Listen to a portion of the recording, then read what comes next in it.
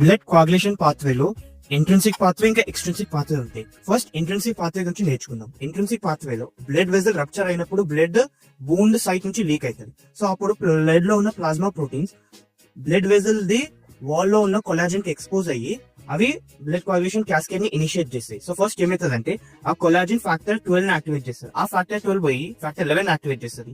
ఆ ఫ్యాక్టర్ 11 మళ్ళీ 9 ని యాక్టివేట్ చేస్తారు. ఫ్యాక్టర్ 9 ఇంకా ఫ్యాక్టర్ 8 రెండు కలిసి కామన్ పాత్వేలోకి ఎంటర్ అవుతాయి. ఎట్లా అంటే ఫ్యాక్టర్ 10 ని యాక్టివేట్ చేయడం వల్ల.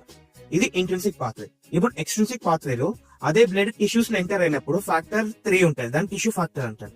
అది యాక్టివేట్ అవుతుంది, అది మళ్ళీ ఫ్యాక్టర్ 7 యాక్టివేట్ చేస్తుంది. సో ఈ ఫ్యాక్టర్ 7 మళ్ళీ కామన్ పాత్వేలోకి ఎంటర్ అవుతుంది, సేమ్ ఫ్యాక్టర్ 10 యాక్టివేట్ చేయడం వల్ల. సో ఇప్పుడు ఈ కామన్ పాత్వేలో ఫ్యాక్టర్ 10 పోయి ప్రోథ్రాంబిన్ ని యాక్టివేట్ చేసి థ్రాంబిన్ లో కన్వర్ట్ చేస్తుంది. దీన్ని థ్రాంబోప్లాస్టిన్ కూడా అంటారు. ఇప్పుడు ఈ ప్రోథ్రాంబిన్ మన ఫిబ్రినోజన్ ని ఫిబ్రిన్ లో కన్వర్ట్ చేస్తుంది.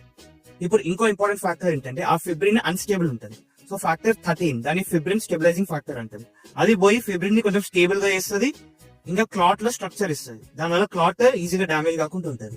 అది మన బ్లడ్ కోయాగులేషన్ పాత్వే. ఇది స్క్రీన్ షాట్ తీసుకొని చాలా ఈజీగా ఉంటుంది. సో దీన్ని ఒక షార్ట్ వేగా అండర్స్టాండ్ చేసుకుందాం. సో ఇది మన ఎక్స్ట్రిన్సిక్ పాత్వే, ఇది మన intrinsic pathway. So 3 activate 7 goes to 10. Okay, simple ఉందా?